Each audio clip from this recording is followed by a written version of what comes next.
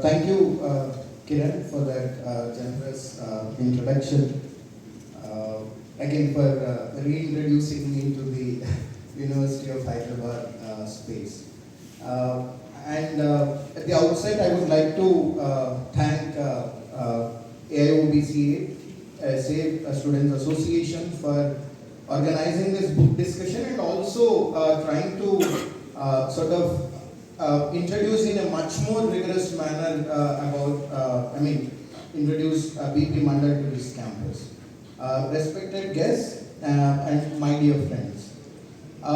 So, as any research and thanks Surya Vardhan. Yeah, thanks Surya Vardhan for your setting that context. In that larger framework of what BP Mandal mean to us. So now Professor Kanchayalaya might say that Suryavardhan would become a rebel if Suryavardhan is were speaking in English. The same points, if Suryavardhan were speaking, delivering in English, right? Then that larger context would have come under the Sudra rebellion, because in the last part of the book, Professor Kancha talks about something called Shudra English nationalism, right? Now, let me sort of take you to the larger worldview of this book, and then I'll sort of give my own the final remarks. So it would go around 15 to 17 minutes. I won't take much time. Friends, so you all know the word rebel. You must have heard who or what a rebel is and what a rebellion is. So, in a very brief manner, so rebellion is something as is a defiance or a resistance. Now, resistance against whom or resistance for what is something that the book deals with. But as Kiran has already mentioned, the context in which this book is written is the larger the Shudra farmers protest that happened in 2020 and 21. Now that Professor Kancha tells that that is the first rebellion in this post-independent era where it has tackled the Brahmanism in its truth and name. Now why this Shudra farmers rebellion is important? It is important because there comes BP Mandal. There comes BP Mandal, and what Professor Kancha says is that this was a result of deepened Mandal revolution that started in the early 1990s. Dvija forces, working in the RSS BJP and the Congress of Rajiv Gandhi opposed the Mandal reservations. This was on record. You all know it. By the 2020s, the Mandal revolution seems to have gone beyond reservations, and it had begun to shape an agrarian anti-caste ideology. Now here comes the relevance of Mandal. Now when you should not see the whole point of the Mandal or the Mandal Commission or this book or the importance of Kancha's writings in a very very departed things. They're all interlinked. If people reject Mandal, saying that Mandal is from a small zamindar family, Mandal is a zamindar, etc. Now you need not to consider, but no, Mandal comes from a very productive relation family, and his philosophy was entirely based on the philosophy of agriculturalism, which again Professor Kancha deals with in the book. Now why I am mentioning these 2 points at a time is because this is something a method of reading that on the backward caste discourses or on the Shudra identity, etc., that people or the scholars miss upon.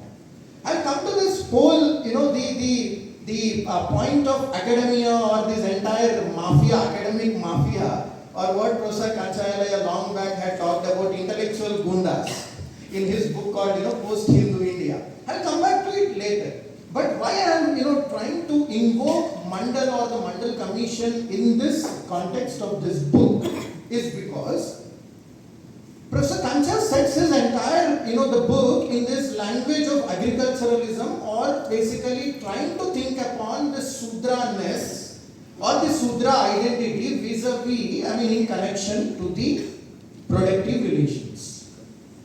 Now if Mandal was not coming from an agricultural family, let's suppose, if Mandal was a Brahmin, if Mandal was a Bhumiyar, if Mandal was a Kayastha, if Mandal was a Vaishya, probably Mandal would not have made this statement saying that there is equality only among equals. To treat unequals on par with equals is to perpetuate inequality. The opening lines of the Mandal Commission. Such a radical, profound statement. Which commission in India so far has mentioned? You show me one commission. The opening lines of the Mandal Commission state this: you cannot treat unequals on par with equals. The question of distributive justice again for the students of philosophy and political science. Mandal Commission dealt with it, and this comes because the larger scholarship has to be, the Sudra or the, let's say, the lower caste or even Adivasi scholarship, that has to, that has to go in connection with the nature, or that has to go in connection with the larger rebellion, or that has to go in connection with the larger productive relations. Now, here comes the importance of Mandal, and that's where Professor Kancha sets the context of this farmer protest, vis-a-vis to the Mandal Commission, or how Mandal movement had given that momentum for the Sudras. Now this is my first submission. And number two, when you think of Shudras, now you might think that what is this dichotomy, or what is this confusion? Who is this mad person again talking about Sudras and all, when everybody is talking about backward caste or Dalits, etc. No, that's where the categories comes in play. Friends, you all have studied, or you will be studying on identity politics. You will be also studying something on politics of naming and renaming, and we also try to study about how identity and liberation are very much sort of connected. Now this brings me to this whole point of the Sudra as a category. Now you all know that in the larger the British colonial project, the nation state making, etc., that was a dominant theme. And we somehow miss this fact that how this process of nation making, or how this entire making of nationalism itself has done. The construction of nationalism. Whether this construction of nationalism is done through a very dominant Brahminical framework, or whether this construction of nationalism happened through Sudra, Atisudra, Adivasi, Muslim identities in that way. Here comes the question again. You think of Bharat Mata, and that Bharat Mata only in terms of a proper upper caste Savarna women. Now, can that Bharat Mata be Adivasi women? Can that Bharat Mata be a Muslim woman? Would you be accepting that? No. The larger nation common sense won't be accepting. Can that Bharat Mata, or here the Telangana Tali can be Chakali Ailama? The discourse which came. You may not, but Professor Kancha says that those ideals, symbols, etc. has also to be changed, and that's what rebellion for Kancha means. And this rebellion, he says that this rebellion against whom? This rebellion against the division. This rebellion against the division of cultures, this rebellion against the division of production, this rebellion against the division of prayer languages, and this rebellion is against the division of cultures and ethics and morality, most importantly. Right? And when you refute this, when you defy it, when you challenge this, then you can become a rebel, who would be fighting against this so-called, entrenched Brahminism that is there. Now, for Kancha, Sudra, the whole category of Sudra is not an immutable category. As in we call, right? Unchangeable one. No, for Kancha it's a changing project. Why? Because earlier in the Varna system, the Sudra category is understood as to be a very derogatory remark. Right? Sudarolu in Telugu, that means generally, if I go and ask my, parents, they would say that Sudarolu means, Lanjagodu. That means bastard, in a way. Right? Sudarolu, is understood as a, very derogatory remark. But what, as in what Kancha says is that, this is a changing category. This is not an immutable category. And here he says that, the whole identity has to be invoked with with some pride. And this pride is not, this pride should not be revolved in the larger casteism or the larger Brahminism. No. And that's where he brings in the whole point of identity and liberation, where, very importantly, he says that the notion of identity and liberation are two different things. You have to listen to this carefully, or else what happens is, you will misread Professor Kancha, or like how any other Savarna academician would, reject Kancha's writings. Right? We will be also doing the same mistake if we don't understand, this point. The notions of identity and liberation are two different things. To move towards liberation, the construction of identity is inevitable. But the construction of identity itself does not mean that the goal of liberation is reached. So he says that identity is required, but that's not enough. That's not one enough category. And then he says that, look, this entire backwardness or this entire Sudraness being a derogatory remark, this is a construction that happened through a collusive colonialism, where the Brahmin elite, right, has used the English, has used their own social capital to become entrenched. And if you don't challenge this, then there is no liberation for you. This is the first remark he makes. And the second important remark that he makes is, look, you are not being liberated because of the religion or the caste. Understand this.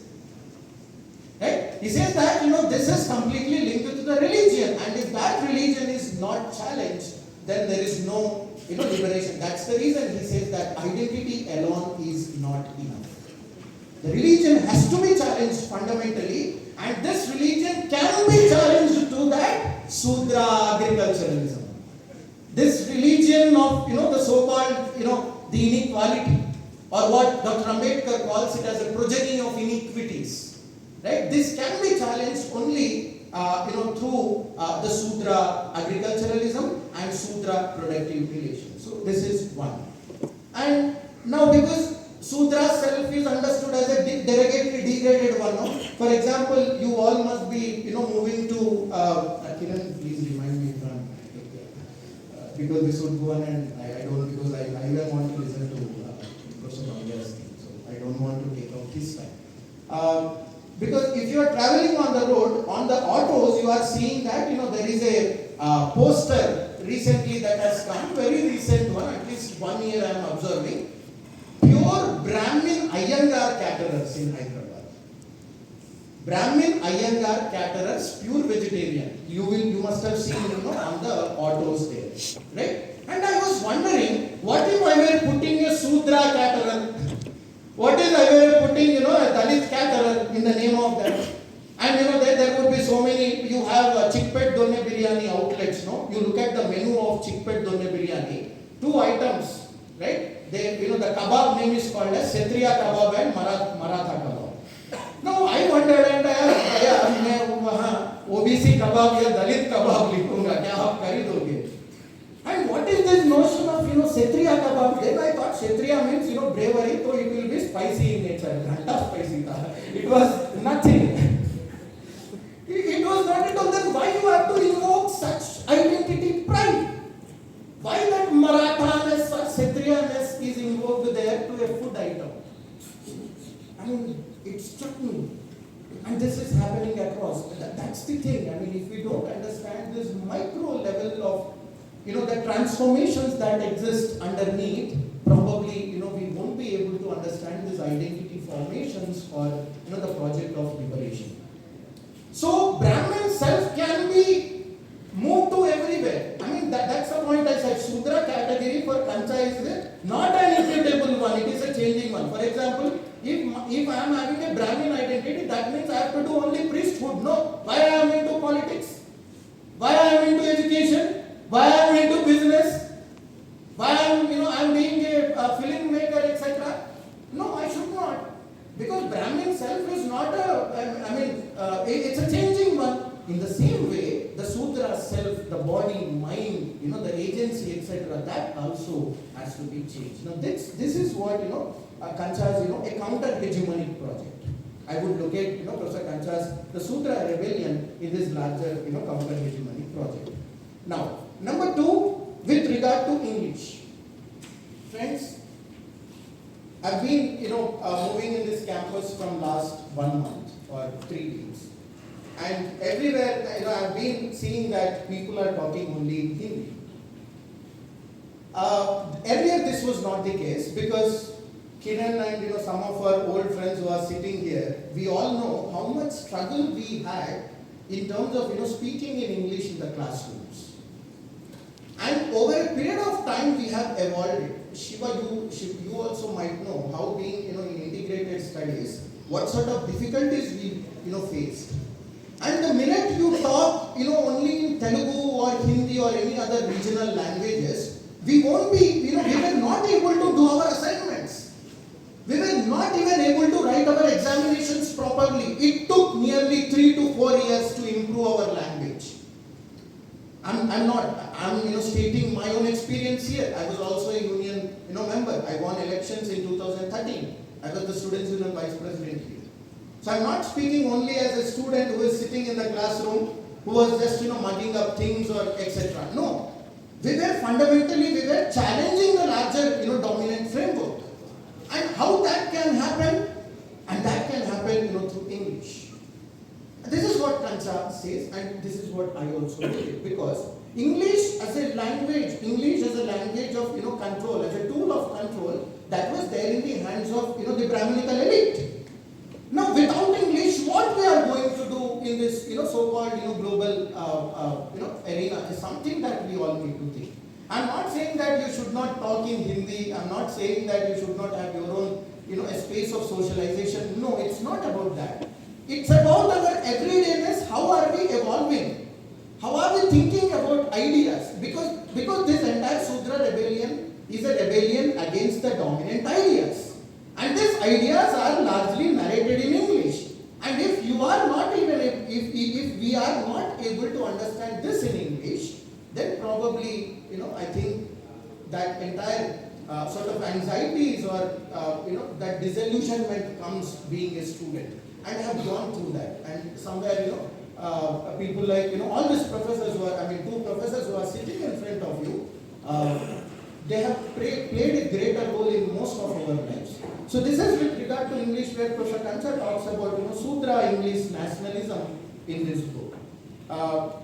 And the second point, quickly to mention is, with regard to this, the whole point of colonialism and Brahminism that is operating hand in hand. What did this colonialism and Brahminism do?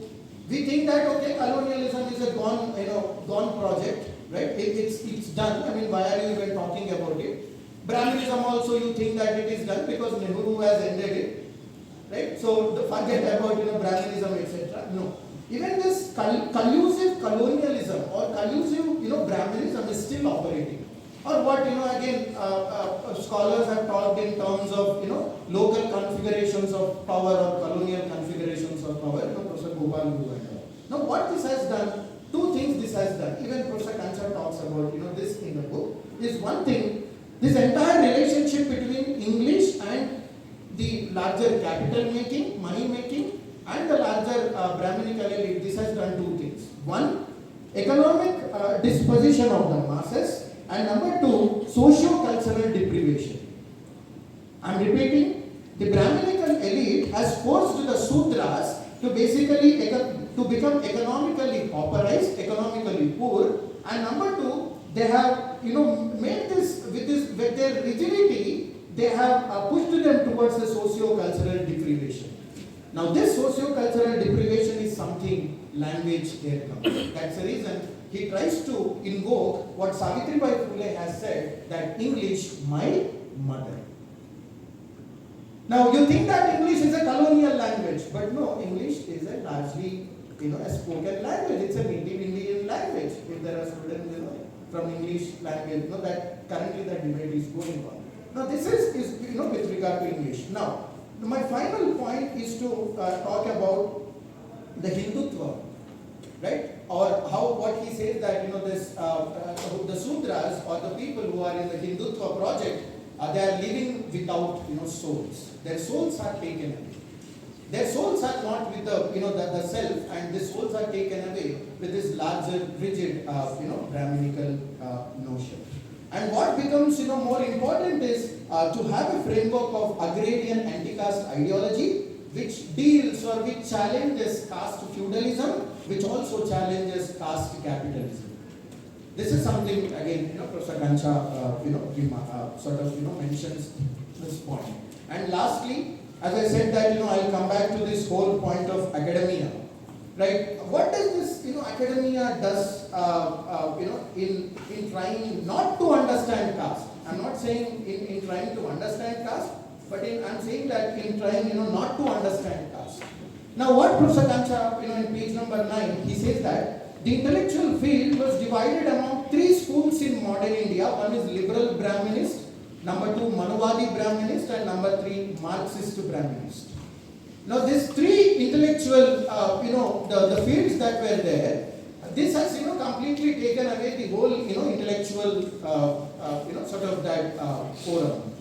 Now it becomes important for the Sudra intellectuals to come into the picture. And how does this Sudra intellectual will they can rise or they can become intellectuals through the larger knowledge of the production relations, number one. And number two, due to the larger philosophy of agriculturalism. This is what Professor Gancha says, and as I always say that I largely benefited from Professor Gancha's writing. I had to say a lot of points with regard to the historiography, nation making, etc. But I'll talk in some other context, and I've written few pieces on this thing. You can anyway read it. But again, my final submission on this is, consider this book in a very largely philosophical and a political framework. The minute you miss that philosophical angle to this book, then I think we are all mistaken, because that's where the whole point of oral versus written history that Professor Gancha problematizes in this book, that we will, it will just vanish from our mind, because the Sudra history is always taught in only oral form, whereas the Brahminical history is always there in the written form. I think that's where something we are lacking. And probably, all this Sudra intellectuals or OBC intellectuals, what Gancha prefers is Sudra, not OBC, because OBC is a largely constitutional category, right? Whereas, Sudra being a largely social contested category, and it is through contestation only you can do rebellion, and it is through rebellion you can have liberation vis-a-vis to identity. This is the project of Sudra rebellion. Thank you.